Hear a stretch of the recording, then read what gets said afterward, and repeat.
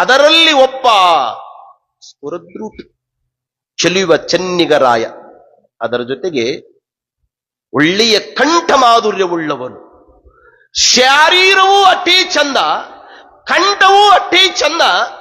ಅಜ್ಜೋರು ಅವನಿಗೆ ಏ ತಮ್ಮ, ಅಪ್ಪಯ್ಯ, ಚಿಕ್ಕೋಡಿ ಅಪ್ಪಯ್ಯ, ಹೇಳೋ ಹೇಳೋ ಹೇಳೋ ಮಗ ಅಂತ ತಿಳ್ಕೊಂಡು ಅವನನ್ನ ಜೀವದಕ್ಕಿಂತ ಜೀವ ಮಾಡಿಬಿಟ್ಟು, ಎಷ್ಟು ಅವನ ನೋಡಲಿಕ್ಕೆ ಎಷ್ಟು ಚಂದ ಇದ್ದಲ್ಲ, ಅವನ ಕಂಠನೂ ಅಟ್ಟೇ ಚಂದಿತ್ತು.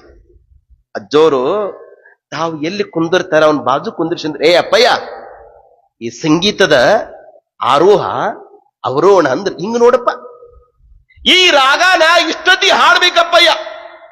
ಹ್ಞೂನ್ರಿ ಬುದ್ಧಿ ಕಲಿತ, ಎಷ್ಟು ಚಲೋ ಕಲಿತ ಅಂದ್ರ ಪಂಚಾಕ್ಷರಿ ಅಜ್ಜವರ ಸಂಚಾರಿ ಸಂಗೀತ ಪಾಠಶಾಲೆಯೊಳಗ ಅವನಂಗ ಹಾಡೋರು ಯಾರಿದ್ದಿದ್ದಿಲ್ಲ. ಯಾವಾಗ ನನ್ನಂಗ ಯಾರಿಲ್ಲ ಅಂತ ಬಂತು ನೋಡ್ರಿ, ಸ್ವಲ್ಪ ಗರ್ವ ಬಂತ್ರಿ, ಅವಾಗ ಸೊಕ್ಕು ಬಂತು. ಅವನು ಏನ್ ಮಾಡಿದ, ಅಜ್ಜವ್ರಿಗೆ ಹೇಳದೆ ಕೇಳದನೆ ಸಂಸ್ಥೆಯನ್ನು ಬಿಟ್ಟು ತಿರುಗಾಡಕ್ ಹೋಗೋದು. ಯಾಕ್ರೋ ಅಂತ ಆಶ್ರಮದ ವಿದ್ಯಾರ್ಥಿಗಳನ್ನು ಬೈತಿತ್ತು, ಪಾಠಶಾಲೆ ವಿದ್ಯಾರ್ಥಿಗಳು. ನಾಂದ್ರೆ ಏನು ತಿಳ್ಕೊಂಡಿರಿ ಅಂತಿದ್ದ. ಎಲ್ಲರೂ ಮತ್ ಚಲೋ ಹಾಡ್ತಾನ, ಅಜ್ಜೋರು ಇವನ ಮೇಲೆ ಪ್ರೇಮ ಅದಾರ ಅಂತ ತಿಳ್ಕೊಂಡು ಚಿಕ್ಕೋಡಿ ಅಪ್ಪಯ್ಯ ಬಂದ್ರ ಎಲ್ಲರೂ ನಡುತ್ತಿದ್ರು.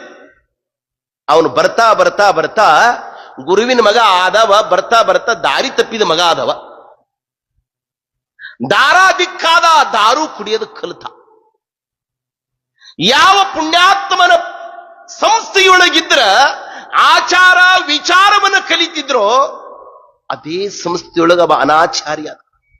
ಅಜ್ಜೋರು ಹೇಳ್ತಿದ್ರು, ನೀವೇನು ಮಾಡೋದು ಬೇಕಾಗಿಲ್ಲ, ಆಚಾರ ವಿಚಾರ ಚಂದ ಇಟ್ಕೊಂಡ್ರ ದೇವರು ನಿಮ್ಮನ್ನು ಪ್ರಚಾರ ಮಾಡ್ತಾನಂತಿದ್ರು ಅಜ್ಜೋರು. ಆಚಾರ ವಿಚಾರ ಇರಬೇಕು. ಚಿಕ್ಕೋಡಿ ಅಪ್ಪಯ್ಯ ದುರಾಚಾರಿಯಾದ, ದುರ್ವ್ಯಸನಿಯಾದ, ಹೋಗಬಾರದು ಜಾಗಕ್ಕೆ ಹೊರಟ, ಮಾತನಾಡಿಸಬಾರ್ದಂತ ಯಾರನ್ನ ಬಿಟ್ಟಿದ್ರು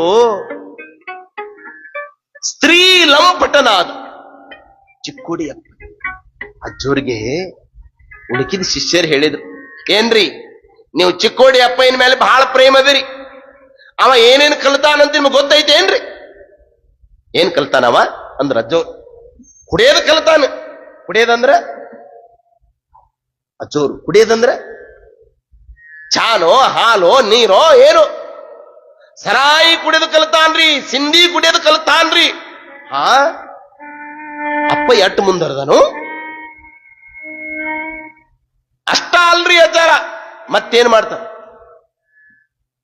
ಅವನು? ವೇಷೀರಿಗೆಲ್ಲ ಸಂಗೀತ ಪಾಠ ಹೇಳಾಕತ್ತೇನ್ರಿ. ಅಜ್ಜೋರು ಒಂದು ಕ್ಷಣ ಹಿಂಗ ಕೇಳಿ ಮೈ ಶಿವ ಕುಮಾರೇಶ, ಯಾವ ಸಂಗೀತಕ್ಕೆ ನೀನು ಪಾವಿತ್ರ್ಯತೆಯನ್ನು ತಂದು ಕೊಟ್ಟಿದ್ದಿ, ಆ ಸಂಗೀತ ಇವನ ಅಪವಿತ್ರ ಮಾಡಿಬಿಡ್ತಾನಿದ್ದಾನಲ್ಲ.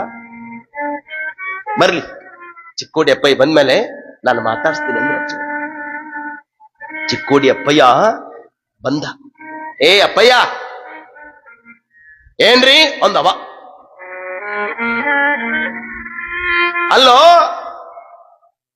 ಎಲ್ಲೇ ಹೋಗಿ ಅಂತಲ್ಲ, ಯಾವ ಮಗ ಹೇಳಿದನ್ರಿ ಮಗ ಒಂದವ. ಮಗನೇ ಎಷ್ಟು ಸೊಕ್ಕಿನಿಂದ ಮಾತಾಡ್ತಿ ಅಂದ್ರ ಅಜ್ಜೋರು. ಸೊಕ್ಕ ನನಗೆ ಯಾಕ್ರಿ?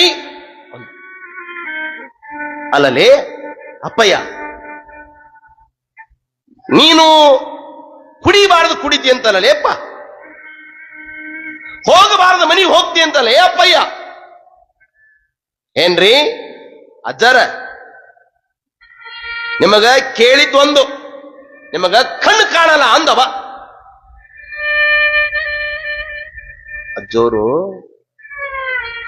ಅಪ್ಪಯ್ಯ ಕಣ್ಣು ಕಾಣದಿರಿ ಏನತ್ತಪ್ಪ, ಕಿವಿ ಕೇಳ್ಯದ. 1000 ಜನ್ಮ ಎತ್ತಿ ಬಂದ್ರು ಸಹಿತ ಗಂಧರ್ವ ವಂಶದ ಹುಟ್ಟೋದು ಕಠಿಣ ಐತಿಲ್ಲ ಅಪ್ಪಯ್ಯ. ಈ ವಿದ್ಯೆ ಒಲಿಯೋದು ಬಹಳ ಕಠಿಣ ಅದ. ಇದನ್ನು ಉಳಿಸ್ಕೊಂಡು ಹೋಗಬೇಕು. ಕಷ್ಟಪಟ್ಟು ಕಲಿತಿ ಮಗನ ಚಟಕ ದಾಸ ಆಗ್ಬೇಡು ಅಪ್ಪಯ್ಯ. ನಾ ಕಲಿತ ವಿದ್ಯೆ ಅದು. ನಾ ಯಾರಿಗಾರ ಹೇಳ್ತೇನ್ರಿ, ಅದನ್ನ ಕೇಳಕ್ ನೀವ್ಯಾರು ಅಂದ ಅಜ್ಜೋರ್ಗೆ. ಅದನ್ನ ಕೇಳಕ್ ನೀವ್ಯಾರು? ಅಪ್ಪಯ್ಯ, ನಿನಗ ಅನ್ನ ಕೊಟ್ಟವು ನಾನಲೇ, ನಿನ್ನ ಕೈ ಕೈ ಹಿಡಿದವು ನಾನಲೇ ಅಪ್ಪಯ್ಯ. ತಂದೆ ತಾಯಿಗಳನ್ನ ಬಿಟ್ಟು ನಿನ್ನ ಜತನದಿಂದ ಜೋಪಾನ ಮಾಡಿ ನಿನಗೆ ಸಂಗೀತ ವಿದ್ಯೆ ಕಲಿಸಿನಿ ಅಪ್ಪಯ್ಯ. ಹಾಳು ಮಾಡಿಕೊಳ್ಳುವಳಲೇ ಅಪ್ಪಯ್ಯ. ಮೊದಲೇ ಕೋಪಿಷ್ಟ. ನಿಮಗೆ ಯಾವ್ರು ಹೇಳೇನ್ರಿ? ಯಾಕೋ ಬಹಳ ಮಾತಾಡ್ತೀನಿ ನನ್ನ ಮೇಲೆ ನೀವು. ಅಪ್ಪಯ್ಯ, ನಾನು ಸುಳ್ಳು ಹೇಳೋದಿಲ್ಲ, ಖರೇ ಖರೆ ಕೇಳಿ ನಿನಗೆ ಹೇಳ್ತಾ ಇದ್ದೇನೆ ಅಪ್ಪಯ್ಯ ಅಂತ ತಿಳ್ಕೊಂಡು ಅಜ್ಜವ್ರು ಬೆತ್ತ ತೆಗೆದುಕೊಂಡು ಅಪ್ಪಯ್ಯ ಹೊಡಿಬೇಕನ್ನೋದ್ರೊಳಗನ ದುರಾಚಾರಿ, ದುರ್ವ್ಯಸನಿ, ದುಷ್ಟ, ಗುರುದ್ರೋಹಿ ಅಜ್ಜೋರ್ ಬೆತ್ತ ಕಸದು ಅಜ್ಜೋರ್ ಕಪಾಳ ಹೊಡೆದು ಬಿಟ್ಟ.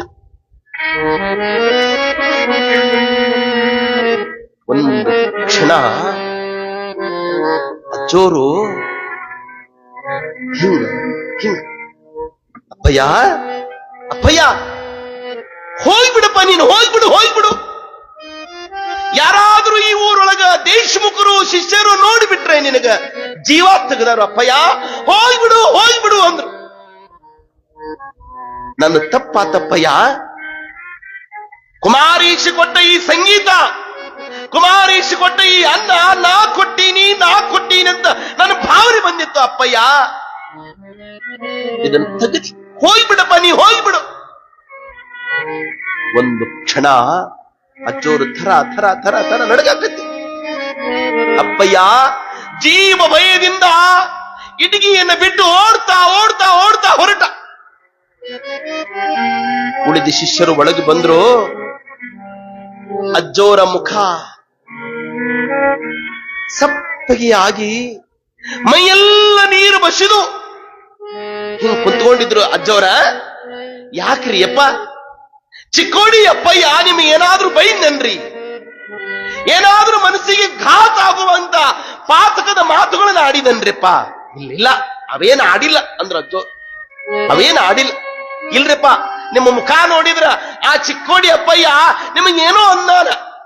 ಇಲ್ಲಿಲ್ಲ ಅಂತ ಅಜ್ಜೋರ್ ಕೈಯಾಡಿಸಿ ಬತ್ತಿದ್ರಲ್ರಿ. ಅವನು ಹೊಡೆತ ಹೆಂಗಾಗಿತ್ತಂದ್ರ ಅಜ್ಜೋರ್ಗೆ ಕಪಾಳದ ಮೇಲೆ ಬಾಸಾಳ ಮೂಡಿ. ದೇಶಮುಖರು, ಮಲ್ಲ ಸರ್ಜಿ ದೇಶಮುಖರು ಅಂದ್ರೆ ಕೈಯಾಗ ಬಂದೂಕಿತ್ತು. ಸಿಕ್ಕಿ ಬಿಟ್ಟಿದ್ರೆ ಅಪ್ಪಯ್ಯನ ಜೀವನೇ ಹೋಗಿಬಿಡ್ತಿತ್ತು. ಈ ಸುದ್ದಿ ದೇಶಮುಖರಿಗೆ ಬಡಿತು. ಅಪ್ಪಯ್ಯ ಇಟಗಿ ಊರನ್ನ ಬಿಟ್ಟು ಹೋಗಿಬಿಟ್ಟಿದ್ದ. ಪಂಚಾಕ್ಷರಿ ಅಜ್ಜೋರು ಯಾವಾಗ ಅವರ ಮನಸ್ಸು ನೋವಾಗಿತ್ತು ನೋಡ್ರಿ, ಕೋಗಿಲೆಯ ಕಂಠದಂತೆ ಸ್ವರ ತೆಗೆದು ಹಾಡುವಂತ ಯಾವ ಚಿಕ್ಕೋಡಿ ಅಪ್ಪಯ್ಯ ಹಾಡ್ತಾ ಇದ್ದರೆ ನಾನಾ ಅನ್ನುವರು ಸಹಿತ ನಿಬ್ಬೆರಗಾಗಿ ಹುಬ್ಬೇರಿಸಿ ಕೇಳುವಂತ ಸಂಗೀತ ಕೋಗಿಲೆಯ ಕಂಠ ಹೋಗಿ ಕಾಗೆಯ ಕಂಠವಾಗಿ, ಯಾವ ವೇದಿಕೆ ಏರ್ತಾನೆ, ಯಾವ ವೇದಿಕೆಯ ಮೇಲೆ ಶಾಲ ಹಾಕಿ ಸನ್ಮಾನವಾಗಿತ್ತೋ ಅದ ವೇದಿಕೆಯ ಮೇಲೆ ಅವಮಾನ. ಯಾವ ಊರೊಳಗೆ ಅವನಿಗೆ ಗೌರವ ಕೊಡ್ತಿದ್ರು ಅದೇ ಊರೊಳಗ ಚೀ ಥೂ ನಾಯಿ ಅಂತ ಕಡಿಗ. ಅವನ ಕಂಠ ಸಿರಿಯ ಹಾಳಾಗಿ ಹೋಯಿತು. ಗುರುವಿಗೆ ಮೋಸ ಮಾಡಿದ ಮಂಗಳೂರು ಬಸಯ್ಯ ಸತ್ತ. ಗುರುವಿಗೆ ದ್ರೋಹವನ್ನೆಸಗಿದ ಗುರುದ್ರೋಹಿ ಚಿಕ್ಕೋಡಿ ಅಪ್ಪಯ್ಯ ಕಂಠವನ್ನೇ ಹಾಳು ಮಾಡಿಕೊಂಡ್ಬಿಟ್ಟ. ಗುರು ಅಂದ್ರೆ ಕರುಣಾ ಸಮುದ್ರ. ಕಷ್ಟವನ್ನ ನೀಗಿಸಿ ನಮಗೆಲ್ಲ ಇಷ್ಟವನ್ನ ಕೊಡುವಂತ ಕಾಮಧೇನು ಕಲ್ಪವೃಕ್ಷ ಗುರು ಮಹಾರಾಜ.